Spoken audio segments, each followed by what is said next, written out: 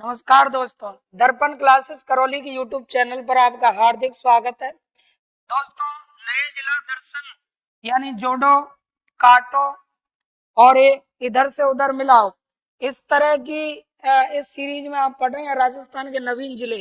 राजस्थान में 19 जो नवीन जिले बने हैं, उन नवीन जिलों को एक एक करके आप पढ़ रहे हैं।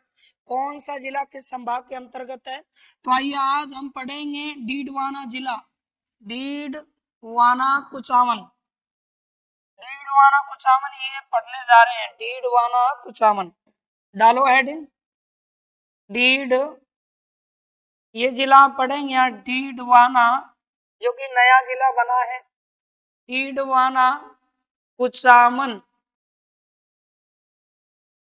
डीडवाना कुचामन ये नया जिला है, इसे हम पढ़ने जा रहे हैं। हेडिंग बना लीजिए, आप लिखते चलो साथ में ही। डीडवाना कुचामन ये जिला हम पढ़ेंगे। अब देखते हैं डीडवाना कुचामन जो है, देखो इसमें दो नाम है, एक डीडवाना एक कुचामन। वैसे दोनों स्थान अलग अलग हैं और दोनों स्थानों को मिलाकर के ये नया जिला बना है डीडवाना कुचामन। तो सबसे पहला सवाल तो जानते हैं कि डीडवाना कुचामन जो जिला बना है, इस जिले की स्थापना यानी इसका गठन कब किया गया। ये जिला याद रखें कब बना, तो ये जिला बना आपका 7 अगस्त, लिखते चलो 7 अगस्त 2000 कितने को बना है, 23 में। और ये मैंने आपको कई बार बता दिया कि 19 जो नए जिले बने हैं, उन नए जिलों का गठन कब हुआ है, 7 अगस्त 2023 को हुआ है। नया जिला कोई क्यों ना हो, जैसे कि अनूपगढ़ नया जिला है, बालोतरा नया जिला है, हलोदी नया जिला है, दूदू नया जिला है, जयपुर ग्रामीण नया जिला है, जोधपुर ग्रामीण नया जिला है, गंगापुर नया जिला है, डीग नया जिला है, उसी तरह से खैरतल तिजारा नया जिला है। और ये हम पढ़ रहे हैं डीडवाना कुचामन नया जिला है। तो नए जितने भी जिले हैं 19 के 1900, उनकी एक ही स्थापना है और एक ही समिति है। यानी इनकी स्थापना 7 अगस्त 1900 कितने को हुई, 23, इनका गठन हुआ था। इसके बाद में देखिए समिति की अगर हम बात करें कि किस समिति की सिफारिश पर ये जिले बनाए गए, किस समिति की सिफारिश पर, तो नया जिला कोई भी क्यों ना हो, सभी नए जिले राम लुभाया, कौन सी समिति थी, राम लुभाया समिति की सिफारिश पर बनाए गए। तो ये समिति थी, याद रखें, राम लुभाया समिति। तो ये भी आपको याद रखना है।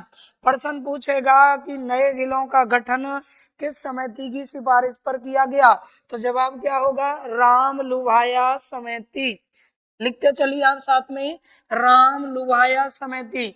याद रखें इस समिति की सिफारिश पर नया जिला बना है, कोई भी जो बना है। इसके बाद में देखिएगा डीडवाना कुचामन जिला जो बना है 7 अगस्त 2023, राम लुभाया समिति। राजस्थान के सर सीएम कौन थे, यानी किस मुख्यमंत्री के काल में ये बना है। आज ये बात ताजा है, कल पुरानी होने वाली है, तो ये याद रखना मुख्यमंत्री कौन कौन से मुख्यमंत्री थे। तो अशोक गहलोत मुख्यमंत्री राजस्थान के, अशोक गहलोत, अशोक गहलोत सरकार थी, है ना, अशोक गहलोत याद रखें, इनके काल में ये बना गहलोत। अशोक गहलोत सरकार के द्वारा, इनके द्वारा, मुख्यमंत्री अशोक गहलोत द्वारा ये नए 19 जिले बनाए गए। अब बात आती है कि ये डीडवाना कुचामन जो नया जिला बना है, ये जिला किस संभाग में आता है, किस संभाग में आता है ये जिला, तो ये जो जिला है वो किस संभाग के अंतर्गत आता है, तो किस संभाग में आएगा, अजमेर। क्योंकि हमने स्टार्टिंग जब की है तो अजमेर संभाग पहले पढ़ा है, तो अजमेर संभाग में ये जिला आता है, याद रखना किस संभाग में आएगा, अजमेर में। पूछेगा डीडवाना कुचामन जिला किस संभाग के अंतर्गत आता है, तो आपका जवाब क्या होना चाहिए, अजमेर संभाग। तो हम पढ़ रहे हैं डीडवाना कुचामन जिले को, और डीडवाना कुचामन जो जिला है, याद रखें ये डीडवाना कुचामन जिला, इसको लेकर के क्या क्या सवाल बन सकते हैं, क्या क्या जी के बदल चुका है और कौन कौन से वो बिंदु हैं जो अब हमें डीडवाना कुचामन में पढ़ने हैं। तो ये चीज आप पढ़ रहे हैं। तो इसका गठन हुआ कितने को, 7 अगस्त 2023। किस समिति की सिफारिश पर यह जिला, अब देखो ये जिला रामलुवाया समिति की सिफारिश पर बना है। तो ये एक ही जिला नहीं है, 19 के 19 नए जिले इसी समिति की सिफारिश पर बने हैं। सीएम कौन थे, अशोक गहलोत थे, है ना, मुख्यमंत्री। और किस संभाग के अंतर्गत ये जिला आता है, क्योंकि नया जिला है। तो किस संभाग के अंतर्गत आता है, अजमेर संभाग। इसके बाद में देखते हैं अगला बिंदु, देखिएगा ये डीडवाना कुचामन जो जिला नया जिला बना है, ये किस जिले से अलग करके बनाया गया है। भाई किसी ना किसी जिले का क्या किया होगा, पुनर्गठन किया होगा। तो किससे अलग हुआ है, याद रखें, अलग, यानी किस से अलग करके इसको बनाया गया। तो पहले ये स्थान किस में थे, नागौर में। तो नागौर का क्या किया गया, पुनर्गठन। नागौर जिले का, नागौर जिले का क्या करके, पुनर्गठन, याद रखें, नागौर जिले का पुनर्गठन किया गया। क्या किया गया, गठन। और फिर इसको बनाया गया है, नागौर जिले का पुनर्गठन, पुनर्गठन करके बनाया है। कौन सा, पुनर्गठन किया है और ये बनाया गया है आपका कौन सा, डीडवाना। ठीक है, तो नागौर जिले का पुनर्गठन करके डीडवाना बनाया है। प्रश्न पूछेगा डीडवाना कुचामन जिला किस जिले से अलग हुआ है, तो नागौर जिले से अलग हुआ है।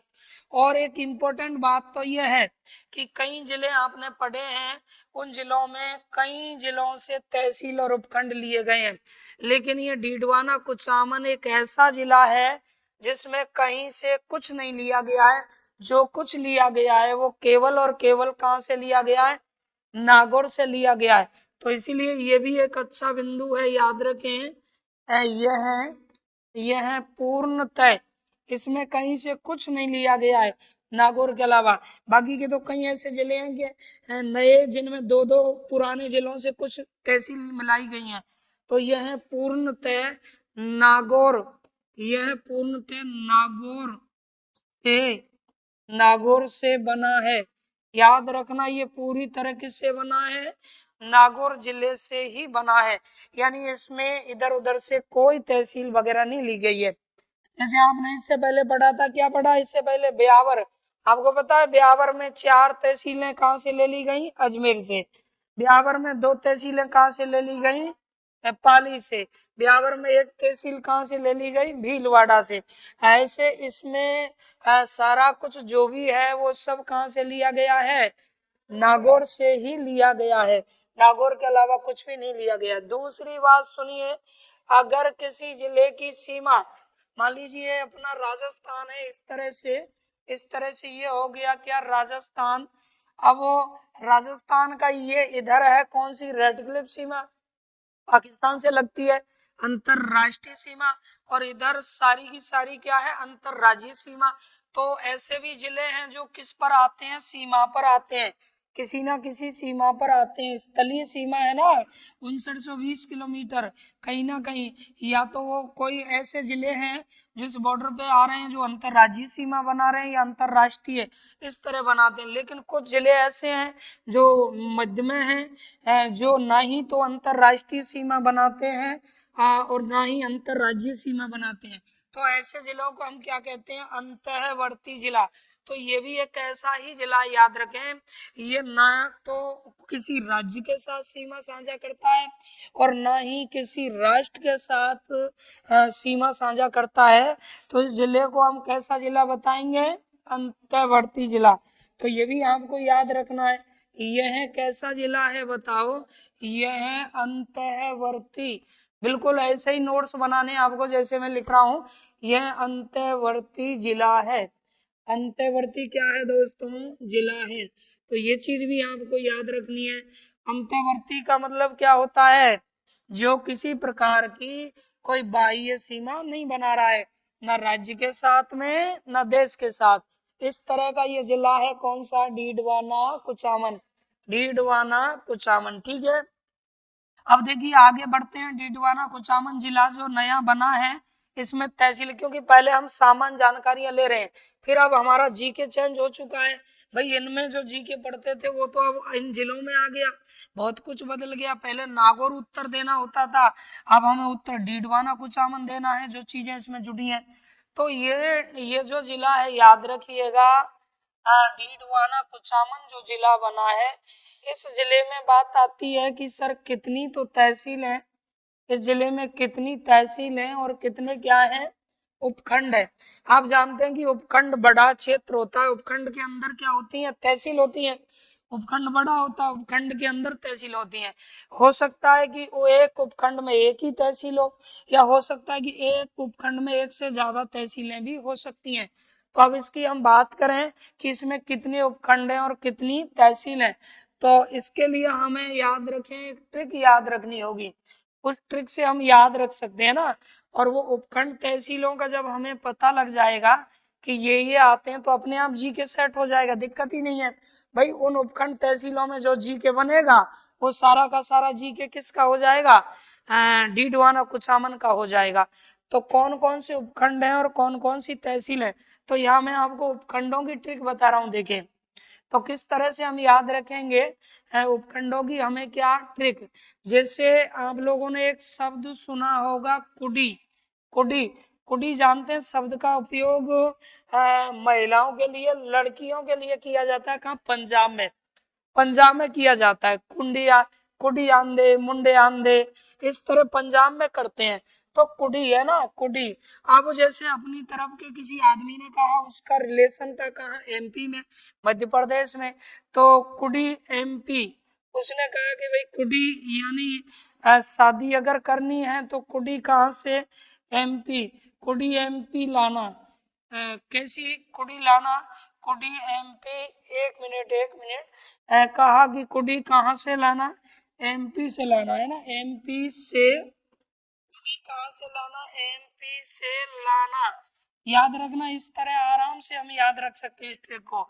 यानी किसी ने कहा कि कुड़ी जो लानी है वो कहाँ से लानी है, एमपी से। कुड़ी एमपी से लाना, तो इस तरह से कहा था। अब ठीक है, अब इसको हम आराम से याद रख सकते हैं कि कौन कौन से उपखंड हैं जो किस में आते हैं, डीडवाना कुचामन में आते हैं, और कितने उपखंड इसके अंतर्गत आते हैं। तो देखिएगा, डीडवाना कुचामन में जो उपखंड आते हैं उन्हें हम इस ट्रिक से याद रख सकते हैं, कुड़ी एमपी से लाना। यानी कुड़ी कहाँ से लाना, एमपी से लाना, कुड़ी एमपी से लाना। अब देखिएगा, रखते हैं याद, कैसे याद रखेंगे हम इनको। तो यहाँ ये जो ट्रिक है वो किसकी ट्रिक है, उपखंडों की ट्रिक है, याद रखना। ये ट्रिक किसकी है बताओ, उपखंडों की ट्रिक है। इससे आपकी क्या निकलेंगे, उपखंड निकलेंगे, ठीक है। अब तहसील तो हम आराम से याद रख लेंगे, तो किस तरह उपखंड हमें इससे निकालने हैं, तो देखेंगे आप उपखंडों को यहाँ कैसे याद रखना है हमें। तो यहाँ निकालते हैं क्या, उपखंड, ठीक है। अब देखें, आप उपखंडों को याद रख रहे हैं हम, तो ये लेना है हमें उपखंड और तहसीलों के लिए। यहाँ एक चार्ट बना लेते हैं ना, उपखंडों का और किनका, तहसीलों का। इस तरह से ये बनाते हैं एक चार्ट। उपखंड और तहसीलें इसमें आपको देखनी है। ये हो गया, इधर से यहाँ ले लेंगे किनको, तहसीलों को, ठीक। अब देखें आप, तो ये इधर मैं लिख रहा हूँ क्या, उपखंड, क्या लिख रहा हूँ, उपखंड। यानी उपखंड जो है वो कितने हैं और कौन कौन से उपखंड है। तो देखिएगा, ध्यान लगाएं आप, नंबर 1 यहाँ से लेते हैं। अब सबसे पहले कु। अब कु से आप बता सकते हैं क्या बनने वाला है, तो कुचामन बनने वाला है। कुचामन उपखंड बनने वाला है भाई। कु से कौन सा उपखंड बनेगा, कुचामन उपखंड कु से बनेगा। कुचामन उपखंड हो गया। इसके बाद में नेक्स्ट देखेंगे आप, अगला हो गया अपना कौन सा, दूसरा। दूसरा बिंदु देखें आप, थोड़ा सा इधर लेते हैं इसको, यहाँ देख लें, फिर मैं खिसका दूंगा ना। तो दूसरा बिंदु देखें, फिर आ गया डी, क्या आ गया, डी। अब बताओ डी से क्या बनेगा, डीडवाना। डी से क्या बनाएंगे हम, डीडवाना। ये एक उपखंड हो गया गुरुजी, डी से क्या बना, डीडवाना।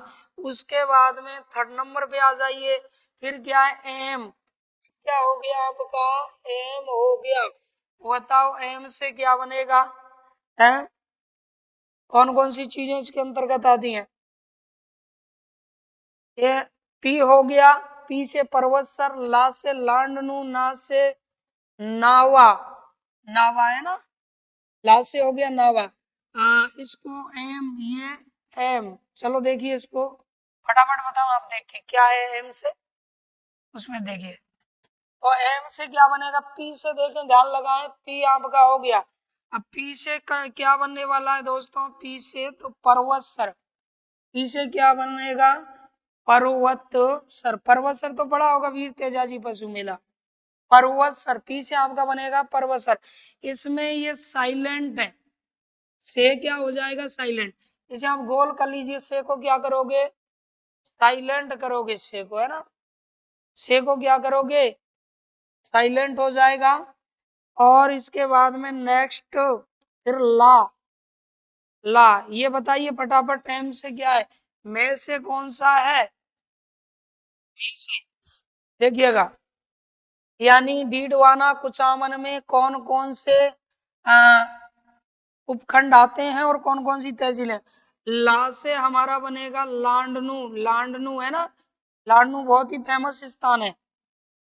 इसके बाद में आ जाइए, फिर हो गया ना, ना, ना से क्या बनने वाला है, ना से बनेगा नावा, नावा, नावा का नाम सुना होगा, जहां नमक का परीक्षण केंद्र है, नावा, नावा, नावा परीक्षण केंद्र है। तो एम से क्या बना, मकराना, याद रखें क्या, मकराना।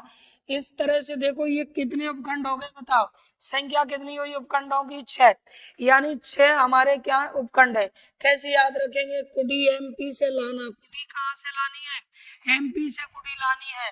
अब 6 जो उपखंड है, ये आपके उपखंडों की संख्या हो गई सर कितनी, 6। अब बात आती है भाई तहसीलों की, कितनी तहसील, तो तहसीलें कितनी है यहाँ बताएंगे आप फटाफट।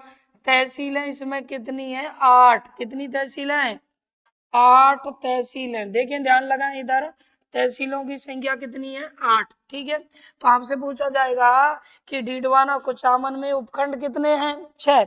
और डीडवाना कुचामन जो जिला बना उसमें तहसीलें कितनी है, 8 है। अब एक बात सुनिएगा, अच्छे से समझो आप। ये उपखंडों के अंतर्गत क्या होती है भाई, तहसीलें होती हैं। ठीक है, तहसीलों के अंतर्गत उपखंड नहीं आता है। तो किसी किसी उपखंड में एक ही तहसील हो सकती है, किसी में 2 भी हो सकती है।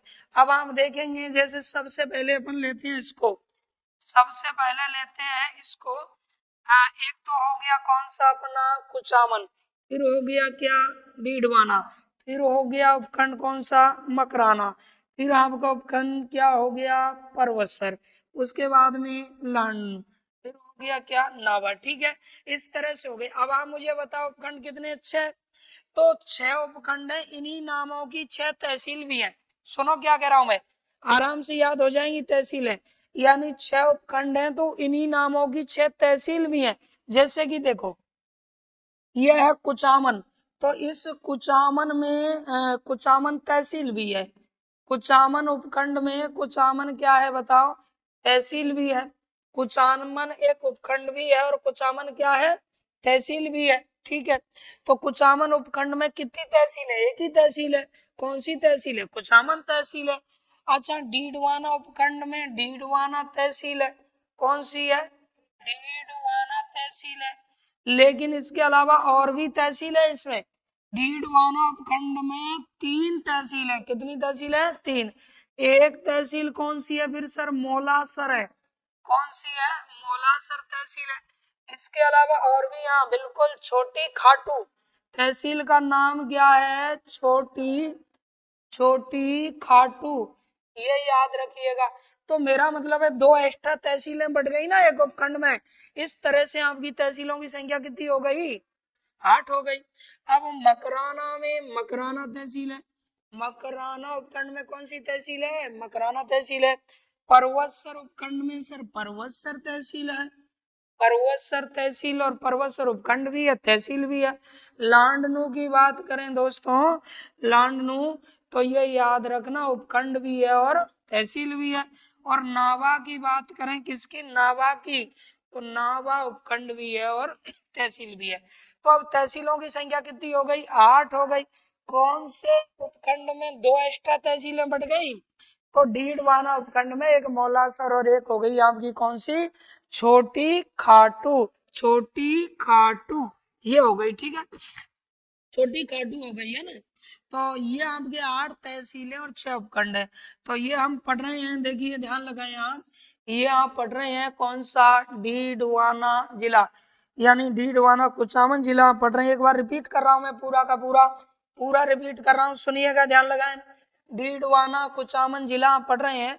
इसका गठन कब हुआ, 7 अगस्त 2023। गठन कब हुआ, 7 अगस्त 2023। किस समिति की सिफारिश पर, राम लुबाया समिति की सिफारिश पर बना। और उस समय मुख्यमंत्री कौन थे, अशोक गहलोत, राज्य के कौन थे मुख्यमंत्री। किस संभाग में ये आता है, तो ये याद रखना अजमेर संभाग के अंतर्गत आता है। अजमेर संभाग के अंतर्गत आता है कौन सा जिला, डीडवाना कुचामन जिला। देखो मैंने आपको अजमेर संभाग की ट्रिक बताई थी कि भाई अजमेर संभाग में, बताओ अजमेर संभाग में कितने जिले आते हैं, फटाफट बताइए, अजमेर संभाग में कितने जिले आते हैं।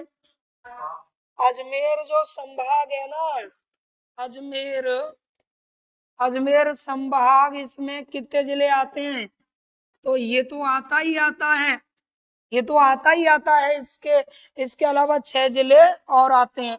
अब उसके लिए आपको ट्रिक बताई थी, ध्यान अगर हो तो, क्योंकि अब शादियों का दौर चल रहा है, शादियों का ट्रिक से पढ़ो पूरा, तभी याद होगा, नहीं कंट्रोल होने वाला नहीं है। शादियों का दौर चल रहा है, इसलिए मैंने आपको इसकी पता है क्या ट्रिक बताई थी।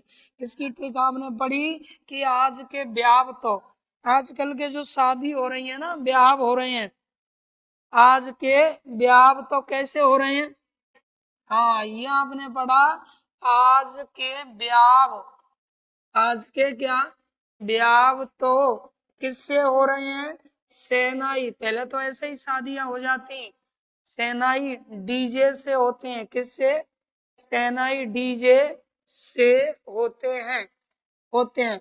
इस तरह से ये ट्रिक आपने पढ़ी थी, आज के ब्याह तो डीजे किससे होते हैं, सेनाई डीजे से होते हैं। तो इसमें आपके आगे कौन से, अजमेर संभाग में आने वाले जिले, अजमेर संभाग में कितने जिले आते हैं, 7, 7 जिलों वाले वर्तमान में संभाग कितने बताओ फटाफट, 2 हैं, एक अजमेर है और एक जयपुर है, अजमेर है और एक जयपुर है। अब देखना इधर, ये आपने पढ़ा था कि इससे क्या बना भाई, अजमेर, अजमेर जिला अजमेर संभाग में आता है।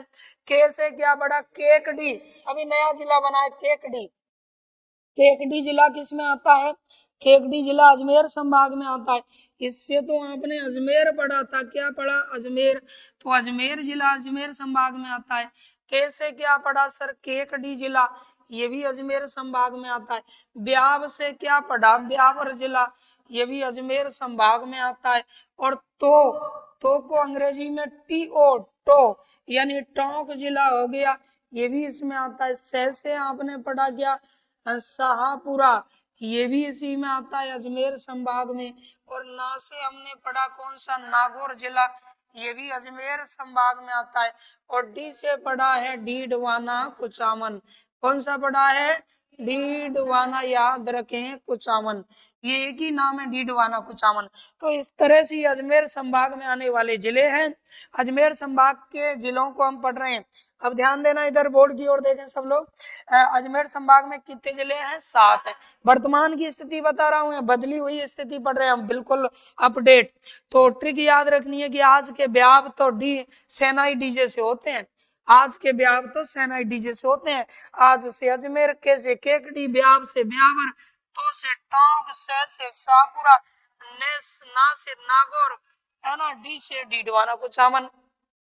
अब हम यहाँ पढ़ रहे थे कि भाई डीडवाना कुचामन किस में आता है, तो अजमेर संभाग में आता है, सीधी बात है। अब इनमें से आपको दिखाई दे रहे होंगे, देखो ये पुराना जिला है, ये पुराना जिला है ना। इसके बाद में केकडी नया जिला है, गोल कर रहा हूं मैं, ब्यावर नया जिला बना है, टोंक तो पुराना है, शाहपुरा नया बना है, और डीडवाना कुचामन नया बना है। मेरा मतलब है कि अजमेर संभाग में नए जिले कितने हैं, 4। अजमेर संभाग में नए जिले कितने हैं? 4। और इन 4 जिलों में से एक जिला शायद हमने पढ़ लिया है पहले, कौन सा? ब्यावर।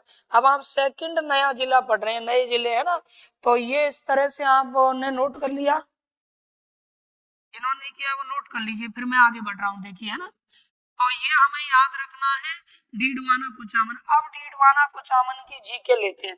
डीडवाना कुचामन जो है उसको लेकर के क्या क्या प्रश्न बनेंगे, क्या ऐतिहासिक प्रश्न बनेंगे, व्यक्तित्व को लेके क्या प्रश्न बनेंगे, कला संस्कृति को लेके क्या प्रश्न बनेंगे, झील है बाकी के चीजों को लेके क्या प्रश्न बनेंगे, तो ये मैं आगे बढ़ा रहा हूँ। देखिए उतार लिया ना सबने, चलो और उतारते रहना आप, है ना। देखो ध्यान लगाओ, अब हम इस जिले के प्रमुख प्रश्नों की बात करते हैं, तो एक एक पॉइंट को हम नंबर के अकॉर्डिंग लेंगे, यानी कितने बिंदु इसमें निकलेंगे, क्या क्या जी के बनने वाला है, तो जितने भी पॉइंट इसमें निकलेंगे एक एक को आप पढ़ेंगे। सबसे पहले हम लेते हैं डीडवाना के ऊपर, यानी डीडवाना उपखंड की बात करते हैं, डीडवाना उपखंड की। अब आप मुझे बताओ, डीडवाना जो उपखंड है भाई, डीडवाना उपखंड है, इसमें तहसीलें कितनी आ रही हैं? 3 तहसीलें आ रही हैं। डीडवाना उपखंड में कितनी तहसीलें बताई थी? 3। एक तो डीडवाना ही है, एक मौलासर हो गई, और एक हो गई आपकी कौन सी? छोटी खाटू। छोटी खाटू हो गई कि नहीं हुई? तो डीडवाना की बात कर रहे हैं अपन, है ना। तो सबसे पहली बात तो यहाँ हमें नोट करना है कि इस उपखंड इस उपखंड में इस उपखंड में कितनी? 3। इस उपखंड में 3 तहसील।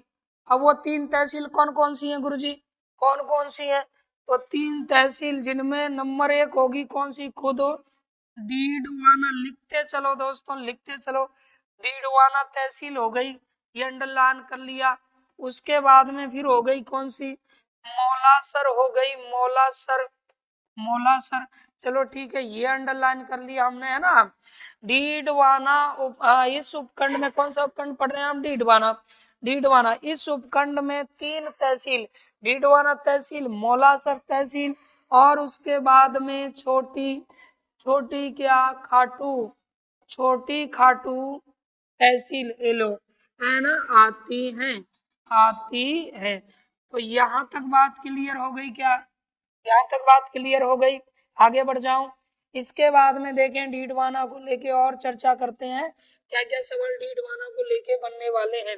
अब देखिए डीडवाना को लेके क्या क्या प्रश्न बनेंगे, तो आगे बढ़ते हैं। ये डीडवाना एक उपखंड है, 6 उपखंडों में इसमें तहसीलें कितनी आती हैं? 3। ठीक है, अब देखो ध्यान लगाओ, अब इनमें कोई भी प्रश्न बनेगा तो तहसील कौन सी लगा दोगे आप? डीडवाना तहसील लगा, वो उपखंड लगा दोगे। डीडवाना याद रखें, यह डीडवाना जो है यह एक डीडू डीडू शाह नाम के शासक हुए हो। कितना खतरनाक नाम है ना, डीडू शाह। एक शासक हुए जिनका नाम क्या था? डीडू शाह। उसने बसाया डीडवाना को, तब इसका नाम डीडवाना पड़ा है। तो यह डीडू शाह किसके द्वारा बताओ? डीडू शाह के द्वारा। देखो यह डीडू डीडू शाह द्वारा द्वारा बसाया गया, द्वारा बसाया गया। अतः डीडू शाह द्वारा क्या किया गया? इसको क्या किया गया? बसाया गया। अतः अतः इसे इसे क्या? डीडू डीडू वानक क्या नाम दिया गया शुरू शुरू में? डीडू वानक नाम। डीडू शाह ने इसको बसाया और क्या नाम रखा? डीडू वानक नाम दिया गया, दिया गया। तो डीडवाना का ये नाम रखा गया। डीडू वानक किसका नाम है? तो बताओ किसका नाम है? डीडवाना का नाम है। डीडू वानक नाम रखा गया। क्या नाम रखा इसका? डीडू वानक। अब आगे देखते हैं, देखिए और क्या क्या सवाल इसके बनने हैं, सुनिए। अब ये जो डीडवाना है याद रखें, इसे और भी कई उपनामों से जाना जाता है, और भी कई उपनामों से। धीरे धीरे इसे लोग क्या कहने लगे? डीडवाना के और भी क्या उपनाम पड़ गए। अब उपनामों को देखते हैं भाई, डीडवाना के क्या क्या नाम पड़ गए, क्योंकि डीडवाना जिला पढ़ रहे हैं, जिलों के नाम तो आते ही हैं, प्राचीन नाम आते हैं। अपने नहीं आता करौली का क्या नाम है बताओ, कल्याण आता है कि नहीं आता, पढ़ते हैं अपन। और कई जैसे पढ़ लेते हैं हनुमानगढ़ भटनेर, इस तरह से पढ़ते हैं ना, तो पुराने नाम तो आते ही हैं, पूर्व का बेनेस, पूर्व का पेरिस, झीलों की नगरी। तो इस तरह से यहाँ इसका भी, क्योंकि नए जिले हैं तो पूछा जा सकता है। तो डीडवाना के उपनामों में एक नाम तो आपका यही हो गया, कौन सा हो गया ये, डीडू वानक। डीडू वानक, चलो ठीक है भाई, एक उपनाम। आगे और उपनाम देखते हैं। दूसरा इसका उपनाम क्या हो गया, दूसरा हो गया द्रुद। द्रुद वानक, क्या नाम, एक मिनट, द्रुद वानक क्या नाम हो गया, द्रुद वानक, ये भी इसका नाम है प्राचीन, इसलिए द्रुद वानक के नाम से भी जाना जाता है।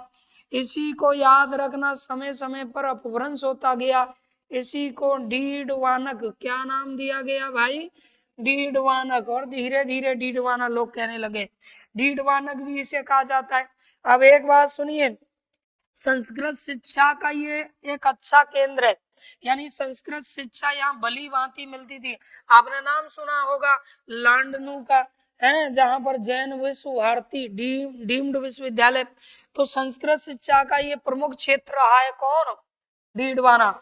इसीलिए इसे अब संस्कृत शिक्षा के लिए तो काशी बोलना चाहिए, तो इसको उपकाशी भी कहते हैं। क्या कहते हैं, इसे कहते हैं क्या, राजस्थान की क्या उपकाशी, किस नाम से जानते हैं बताओ, उपकाशी भी इसे कहते हैं।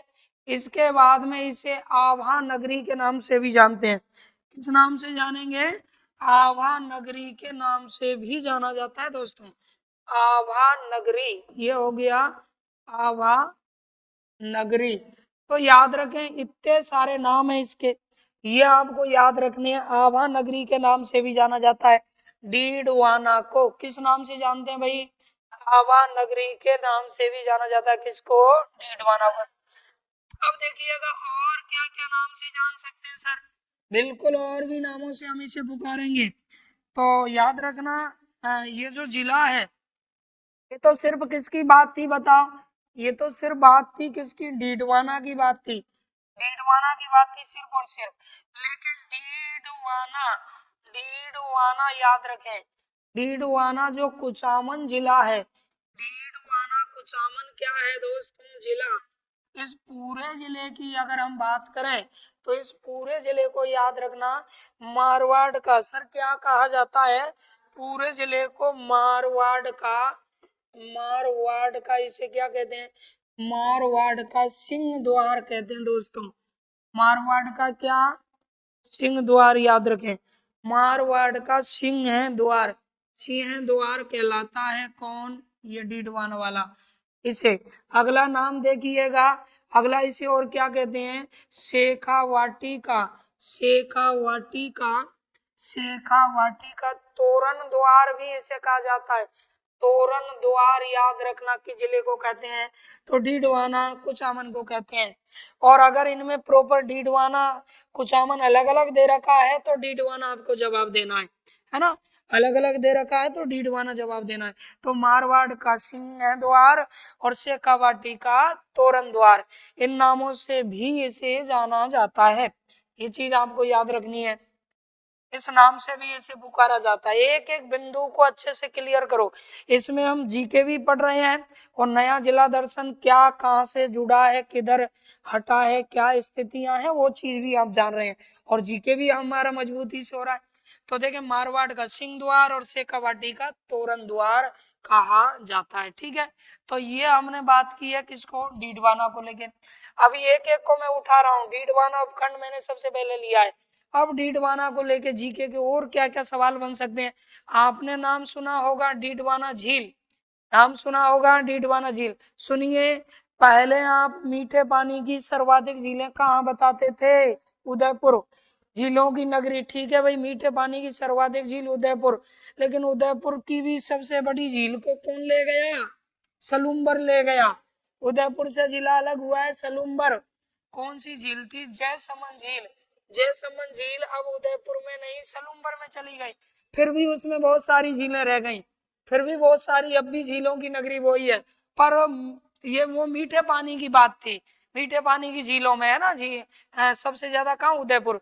खारे पानी की झीलों में आप क्या पढ़ते थे, खारे पानी की झीलें तैतीस सागर का अवशेष है, पश्चिमी राजस्थान में सर्वाधिक मिलती हैं, और जिले में किसमें मिलती थी, नागौर में। भूल जाइए, दिमाग से डिलीट कर दो, नागौर को बिल्कुल हटा दो। खारे पानी की सर्वाधिक झीलें राजस्थान के डीडवाना कुचामन जिले में मिलती हैं। सर्वाधिक कहाँ, डीडवाना कुचामन। इस एक ही में खारे पानी की 3 झीलें हैं, एक डीडवाना झील, एक कुचामन झील, एक नावा झील। 3 झीलें हैं और 3 खारे पानी की झील है, किसी भी जिले में नहीं है। इसलिए याद रखना, ये प्रश्न चेंज हो चुका है। तो देखते हैं इसमें कौन सी है, आगे फिर आएंगी तो आप आगे पढ़ेंगे। डीडवाना, तो डीडवाना में याद रखना कौन सी झील आ गई भाई, डीडवाना झील आ गई। यहाँ हमको एक झील याद रखनी है, कौन सी, डीडवाना। डीडवाना क्या, झील। अब डीडवाना झील की बात कर लेते हैं दोस्तों। डीडवाना झील, डीडवाना झील बताओ कहाँ पर है, डीडवाना जिले में। तो इसका जिला अगर पूछा जाता है कि भाई किस जिले में है, तो जिला बताएंगे आप क्या, डीडवाना कुचामन। पूरा बोला करो एक साथ, डीडवाना कुचामन इसमें है, ताकि याद रह जाए, बार बार लिखना है हमें। डीडवाना कुचामन इस जिले में आती है डीडवाना झील, ठीक है। अब डीडवाना झील देखो, खारे पानी की झील है, खारे पानी की क्या है, झील है। कौन सी झील, डीडवाना, खारे पानी की झील है। इसीलिए इस झील को एक उपनाम से भी पुकारते हैं गुरुजी, एक उपनाम है खारडा। खारे पानी की है ना, इसे खारडा के उपनाम से भी जानते हैं। किस झील के नाम से, खारडा झील। चलो ठीक है, इसे हम खारडा झील के नाम से भी पुकारते हैं, याद रखना। डीडवाना झील को आप किस नाम से भी पुकारेंगे, खारडा झील के नाम से भी पुकारेंगे। आगे बढ़ते हैं, देखिए ध्यान लगाएं इधर। अब डीडवाना झील को लेके क्या क्या सवाल बनने हैं, बिल्कुल डीडवाना को लेके कई सवाल बनने हैं, और वो क्या सवाल बनेंगे देखेंगे आप। तो डीडवाना जो झील है, याद रखिएगा, इस पर यह खारे पानी की झील है। कैसे पानी की झील है, यह याद रखना खारे पानी की झील है। यह खारे पानी की, खारे पानी की क्या है दोस्तों, झील है, खारे पानी की झील है। ये भी आपको याद रखना है, जिनको पता नहीं है ना किसकी झील है, ये खारे पानी की झील है। अब नेक्स्ट बिंदु देखिएगा, खारे पानी की तो झील है, खारे पानी की झील है ना। इस झील, खारे पानी की झीलों से क्या बनता है भाई, नमक बनता है, सीधी बात है। खारे पानी की झीलें तो नमक बनना है, पीने के काम तो आना नहीं है। अब नमक इसमें बनेगा खारे पानी की झील से, तो नमक खाने के काम आता है, नमक बनता है तो खाने के काम आएगा। लेकिन इस झील का तो नमक भी खाने के काम नहीं आता है, समझ रहे हैं बात, इस झील का। और एक झील ऐसी भी आप पढ़ेंगे, कौन सी झील, पचपदरा झील, जो किस जिले में है, बता फटाफट। पचपदरा झील कहाँ पर है, पचपदरा झील जिसका नमक खाने में सर्वश्रेष्ठ है। पचपदरा झील कहाँ पर है, पहले कहाँ पढ़ते थे, पचपदरा झील बाड़मेर में, अब पढ़ लिया करो बालोतरा। बालोतरा पढ़ा चुका हूं मैं, आप ध्यान ही नहीं लगाते हैं, देखिए। तो ये याद रखें, खारे पानी की झील है, और खारे पानी की झील है, लेकिन ये खारे पानी की झीलों से क्या बनता है, नमक बनता है, पर इसका तो नमक भी खाने योग्य नहीं है। तो इस झील, इस झील, इस झील का नमक, इस झील का नमक खाने, खाने क्या योग्य, खाने योग्य नहीं है। अब कारण बताओ सर, खाने योग्य क्यों नहीं है, क्योंकि सोडियम, इसमें किसकी मात्रा ज्यादा है बताओ, इसमें सोडियम सल्फेट की मात्रा ज्यादा है, खाने योग्य नहीं है। क्योंकि, क्योंकि क्योंकि इसमें, इसमें याद रखना किसकी, सोडियम, सोडियम और क्या, सोडियम और आगे क्या पढ़ेंगे, सल्फेट, सोडियम सल्फेट की मात्रा अधिक है, मात्रा क्या है, अधिक है। सोडियम सल्फेट की मात्रा अधिक है, याद रखिएगा। तो इस वजह से ये नमक खाने योग्य नहीं है। अब आपके दिमाग में एक प्रश्न तो यहाँ आएगा ही आएगा, जब इसका नमक खाने योग्य ही नहीं है तो क्यों बनाते हैं नमक, क्यों बनाते हैं यहाँ का इस झील पर नमक, क्या जरूरी है नमक बनाना? और इसमें तो प्लांट भी लगा रखा है नमक बनाने का, सरकार ने प्लांट भी लगा रखा है। क्यों नमक बनाते हैं? खाने के काम नहीं आता लेकिन अन्य उद्योग में काम आता है। किस झील का नमक उद्योग में काम आता है? कौन से उद्योग में? कागज उद्योग में काम आता है और चमड़ा उद्योगों में काम आता है। चमड़ा को रगड़ा जाता है ना नमक से, और कागज उद्योग में काम आता है। तो इसका नमक किस में? उद्योगों में काम आता है।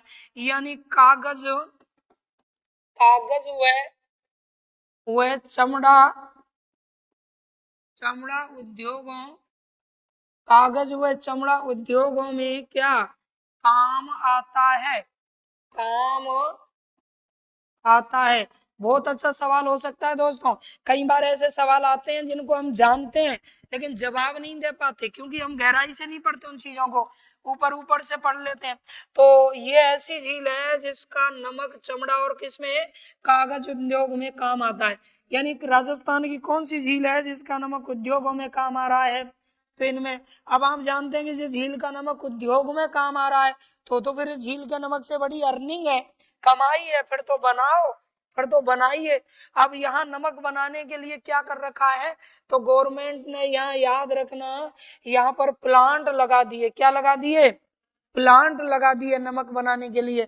तो यहाँ जो प्रमुख प्लांट है और जो कार्यरत प्लांट है, यानी नमक बनाने वाला क्या प्लांट, वो कौन सा प्लांट है? तो याद रखना, यहाँ नमक बनाने का काम जो करता है वो कौन सा प्लांट करता है?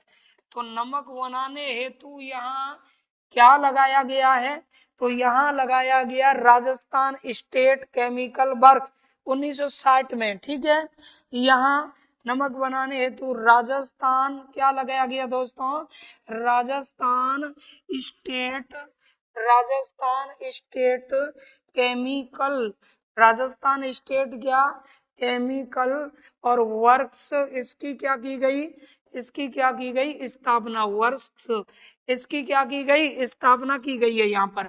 ये नमक बनाता है ये प्लांट। अब इसकी स्थापना कब हुई है? तो स्थापना हुई है 1900 कितने में बताओ? 1900 कितने में हुई है? 60 में। यानी 1960 में इसकी क्या की गई है? स्थापना। लेकिन इसने कार्य कब प्रारंभ किया है? देखो, इसने जो कार्य प्रारंभ किया है वो कार्य कब प्रारंभ किया है? तो वो आपको याद रखना है। ये जो प्लांट है इसने कार्य प्रारंभ किया कब? कार्य प्रारंभ किया, याद रखना कब हो? तो 1964 में किया। कितने में किया भाई? 1964 में। इस प्लांट ने कार्य कब प्रारंभ किया? तो आप क्या जवाब देंगे? 1964 में ये कार्य प्रारंभ किया। ठीक है, 1964 में। अब ये जो यहाँ नमक बनाने के लिए दूसरा बिंदु सुनो आप, दूसरा बिंदु सुनिएगा। यहाँ नमक बनाने के लिए लोकल लोगों को भी अनुमति दी गई है, और वो जो यहाँ स्थायी घर बना के रहते हैं, टेम्परेरी घर बना के रहते हैं, तो उनकी नमक बनाने वाले लोगों की बस्तियां बनी हुई हैं।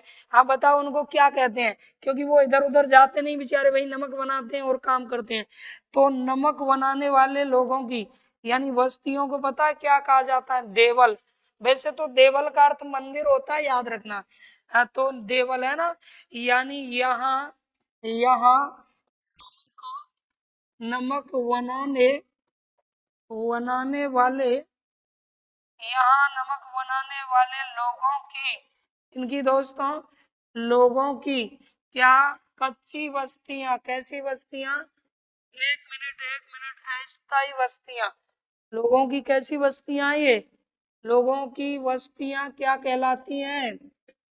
बस्तियां क्या कहलाती हैं? तो देवल के नाम से जानी जाती हैं। जो नमक बनाने का काम करते हैं उनकी बस्तियों को देवल कहा जाता है।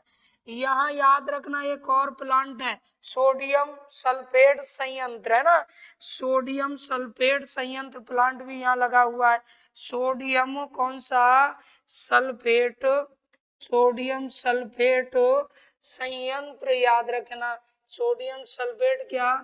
संयंत्र भी यहाँ पर लगाया गया, संयंत्र। ठीक है, तो वो यहाँ लगाया गया दोस्तों सोडियम सल्फेट क्या संयंत्र। तो ये इस तरह से आप देख रहे हैं। तो एक बार मैं ये कर रहा हूँ पूरा का पूरा रिपीट, फिर आगे बढ़ते हैं। देखिए, तो ये हमने पढ़ा है इसके विषय में कि राजस्थान में नए कौन कौन से जिले बने हैं। तो नए जिलों में हमने पढ़ना चालू किया, कौन सा जिला, यानी आपने पढ़ना स्टार्ट किया है, कौन सा जिला बताएंगे। तो ये जिला आपने पढ़ना किया है स्टार्ट, यानी डीडवाना कुचामन जिला आप पढ़ रहे थे। कौन सा? डीडवाना कुचामन। डीडवाना कुचामन जो कि 7 अगस्त 2023 को लागू हुआ। राम लुवाया समिति की सिफारिश पर इसे बनाया गया। और उस समय सीएम कौन थे? अशोक गहलोत। किस संभाग में आता है? तो ये किस संभाग में आएगा, फटाफट बताओ। अजमेर संभाग में आएगा। और ये किससे अलग हुआ है? तो नागौर का पुनर्गठन करके। किसका पुनर्गठन किया है? नागौर का पुनर्गठन करके इसे बनाया गया है। यह पूर्णतः नागौर से बना है। यह अंतर्वर्ती जिले के अंतर्गत आता है। किसके अंतर्गत आएगा? अंतर्वर्ती के अंतर्गत आएगा। क्योंकि कहीं भी इधर उधर सीमा नहीं बनाता। दूसरी बात सुनो, इसमें कितने उपखंड और कितनी तहसीलें आती हैं। तो इसके लिए हमने एक ट्रिक लगाई थी, कौन सी? कुड़ी एमपी से लाना। कुड़ी कहाँ से लाना? एमपी से। अब ये इससे उपखंड निकल गए और उन्हीं से हमने तहसील बना ली। 6 उपखंड, जैसे कि कु से कुचामन, डी से डीडवाना, एम से मकराना, पी से परवतसर, और से को क्या किया हमने? साइलेंट किया। ला से लाडनू, ना से नावा। ठीक है। उसके बाद एक एक की हम डिटेल भी पढ़ रहे हैं। अभी मैंने सिर्फ इसी की चर्चा की है, किसकी? डीडवाना की। डीडवाना की फिर तहसीलों का क्या जीके बनेगा, फिर इनकी एक एक को लेकर के हम डिटेल से चर्चा करेंगे और कंप्लीट हो जाएगा, कोई दिक्कत ही नहीं है। अब इसके बाद में कुचामन में, कुचामन तहसील, तहसीलों की संख्या कितनी है? 8। अच्छा, डीडवाना में डीडवाना, मौलासर, और देखो ये मौलासर है, याद रखिए ये मौलासर है। मौलासर जहाँ लक्ष्मी नारायण झूला मेला लगता है, सावन के महीने में लगता है लक्ष्मी नारायण झूला मेला। ऐसे सवाल आते हैं जब से, ज्यादातर सेकंड ग्रेड भर्ती परीक्षा इनमें टपकाते हैं कहीं से 2-4 सवाल, जब फिर देखते नहीं करते मैं ये कहाँ से आ गया, ये कैसे सवाल है। लक्ष्मी नारायण क्या झूला मेला कहाँ लगता है? सावन के महीने में। मौलासर में पढ़ाऊंगा आगे, एक एक चीज को मैं केवल बता रहा हूँ, यहाँ देखिएगा। इसके बाद में मकराना संगमरमर पढ़ेंगे आप आगे। मकराना का संगमरमर है ना, मकराना का संगमरमर जिससे ताजमहल बना है, जिससे दिलवाड़ा के जैन मंदिर बने हैं, और जिस मकराना के संगमरमर से पता है क्या बना है? कोलकाता का विक्टोरिया मेमोरियल भवन भी उसी से बना है ना। आप सिर्फ एक ही जानते हैं कि ताजमहल बना है। राजस्थान में दिलवाड़ा के जैन मंदिर भी बने, मकराना का सफेद संगमरमर। तो अब वो पहले पढ़ते थे हम किस में? नागौर में। अब पढ़ना है आपको यहाँ परवतसर, वीर तेजाजी पशु मेला परवतसर में। अब वो यहाँ चुका है, परवतसर का पूरा जी के यहाँ आएगा। लांडनू जैन विश्व भारती विश्वविद्यालय नावा, राजस्थान में। नमक परीक्षण शाला कहाँ पर है? नावा में। नमक परीक्षणशाला राजस्थान की कहाँ बनी हुई है? नावा। और नावा कैसी झील है? खारे पानी की झील भी है। नावा है, डीडवाना है, कुचामन, सर्वाधिक खारे पानी की झीलें हैं जो आगे आप पढ़ेंगे। इसके बाद में देखिए, फिर हमने चर्चा की नेक्स्ट कि ये जो है एक एक को लेकर के आपने चर्चा की। सबसे पहले डीडवाना। तो इस उपखंड में 3 तहसील डीडवाना, मौलासर और छोटी खाटू तहसील आती हैं। ठीक है, ये तहसील आती है। यह डीडू शाह द्वारा बसाया गया, इसे डीडू वानक नाम दिया गया। डीडू शाह राजा ने बसाया और नाम क्या दिया? डीडू वानक नाम दिया। और इसे किस किस उपनाम से जानते हैं? अब डीडू वानक नाम पढ़ा शुरू में, फिर इसे द्रुत वानक, फिर डीड वानक, और ये शिक्षा का केंद्र, संस्कृत शिक्षा के लिए उपकाशी या आभा नगरी के नाम से भी जाना जाता है। राजस्थान की आभा नगरी कहलाती है, क्या कहलाता है? तो डीडवाना। इसके बाद में डीडवाना जो है, याद रखें, डीडवाना जिला है। मारवाड़ का सिंह द्वार और शेखावाटी का तोरण द्वार भी इसे कहते हैं। डीडवाना जिला। डीडवाना कुचामन, डीडवाना झील के बारे में आपने पढ़ा था सबसे पहले। डीडवाना में डीडवाना झील है, डीडवाना कुचामन में है ये। और इसे क्या खारड़ा झील के नाम से भी जानते, क्योंकि खारे पानी की है ना, यह खारे पानी की झील है। और इसके बाद में देखें, इस झील का नमक खाने योग्य नहीं, बल्कि इसे सोडियम सल्फेट की मात्रा ज्यादा है। क्यों क्यों? क्योंकि सोडियम सल्फेट ज्यादा है। कागज व चमड़ा उद्योग में काम आता है। कागज और किस में? चमड़ा उद्योग में। इसके बाद आपने पढ़ा कि यहाँ नमक बनाने के लिए क्या क्या काम चल रहा है।